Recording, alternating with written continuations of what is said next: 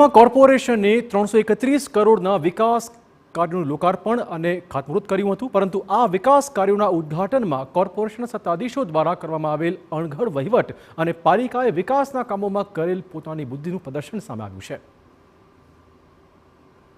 Corporation દ્વારા શહેરના લોકોને સુવિધા પૂરી પાડવા માટે વિકાસ કાર્યોમાં રોડ, રસ્તા, ડ્રેનેજ, પાણી, હેલ્થ સેન્ટર, લાઇબ્રેરી જેવી અનેક સુવિધાઓ ઊભી કરાઈ રહી છે। ત્યારે વડોદરા પાલિકા દ્વારા પણ શહેરમાં અનેક વિકાસ કાર્યોનું લોકાર્પણ કરાયું હતું, ખાતમુહૂર્ત કરાયું છે। પાલિકા દ્વારા તાજેતરમાં જ બદામડી બાગ વિસ્તારમાં 5.80 કરોડના ખર્ચે ફાયર સ્ટેશન અને આર્ટ ગેલેરી બનાવવામાં આવી, પરંતુ કોર્પોરેશને બનાવેલ નવા ફાયર સ્ટેશન અને આર્ટ ગેલેરીના બિલ્ડિંગમાં અનેક ખામીઓ અને ત્રુટીઓ રહી હોય તેવું સામે આવ્યું છે। નવા નિર્માણ પામેલ બિલ્ડિંગમાં આર્ટ ગેલેરીમાં જવા માટેનો રસ્તો જ નથી રખાયો, તો બીજી બાજુ બિલ્ડિંગમાં લિફ્ટ માટેનું નકશામાં પ્લાનિંગ તો કરાયું, પરંતુ તેનું પાલન નથી કરાયું। રસ્તો જવાનો નથી, ઉપર દરવાજો અલગ જ નથી, પ્લસ અહીંયા લિફ્ટ નથી। જો લિફ્ટ હોય તો જે વડીલ છે, મોટા લોકો, આર્ટિસ્ટ છે, કલાકાર છે, તે લોકો જઈ શકે કે આટલી એ પણ નથી આપ્યું એ લોકોએ। બેરિયર ફ્રી એક્સેસની વાત કરતા હોય તમામ ઇન્સ્ટિટ્યુશનલ બિલ્ડિંગમાં, તો વ્હીલચેર આરામથી આર્ટ ગેલેરીમાં જઈ શકે એવું પ્રોવિઝન હોવું જોઈએ, પણ અહીં તો સામાન્ય નાગરિક માટે બી જાણે સીડી ભૂલી ગયા હતા।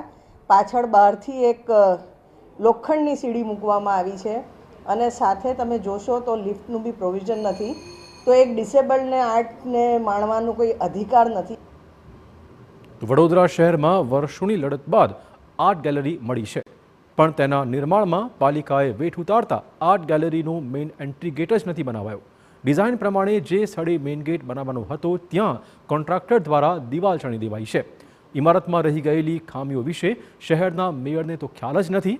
ખામીઓ વિશે મેયરે કહ્યું હતું કે આવી કોઈ ખામીઓ હશે તો અધિકારી સાથે ચર્ચા કરીને દૂર કરવામાં આવશે। કરવા જેવું હશે કે જે રસ્તો છે તે કેમ કોઈ સગવડતા નથી કે કયા કારણસર શું પ્રોબ્લેમ છે, આ બધા જ પાસાઓને આવરી લઈ ચર્ચા વિચારણા કરી અને યોગ્ય નિર્ણય લેવામાં આવશે।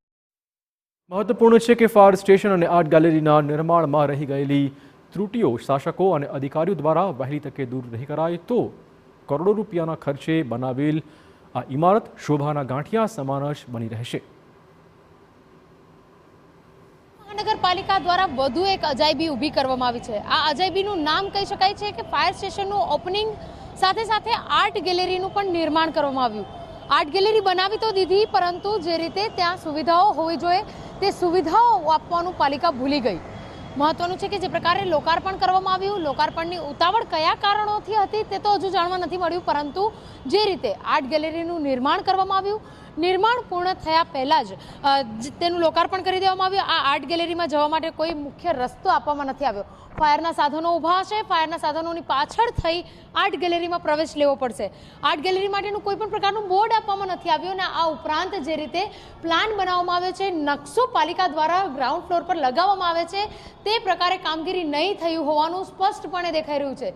જે રીતે નકશામાં આપેલું હતું કે આ જે રસ્તો દેખાઈ રહ્યો છે, આ રસ્તા પાસે લિફ્ટનું નિર્માણ થશે, લિફ્ટ માટેની જગ્યા, લિફ્ટ માટેનું બોક્સ પણ કર્યું, પરંતુ લિફ્ટ કેમ નથી બનાવી તે તો પાલિકાના અધિકારીઓ જ જાણી શકે છે, કારણ કે જે રીતે કામગીરી કરવામાં આવી, આર્ટ ગેલેરીનું લોકાર્પણ કરવામાં આવ્યું, ઉદ્ઘાટન કરવામાં આવ્યું, પરંતુ પાલિકા દ્વારા ઉતાવળિયા નિર્ણયના કારણે અધૂરી કામગીરી લોકાર્પણ થઈ ગયું, પરંતુ લોકો આનો ઉપયોગ કરી શકશે નહીં। વર્ષોની કલાકારોના સંઘર્ષ બાદ એક આર્ટ ગેલેરી મળી અને એ પણ અજાયબી રૂપ સાબિત થઈ રહી છે। કેમેરા પર્સન રોહિત ગોયલ સાથે અંજલિ, ઓઝા TV9 વડોદરા।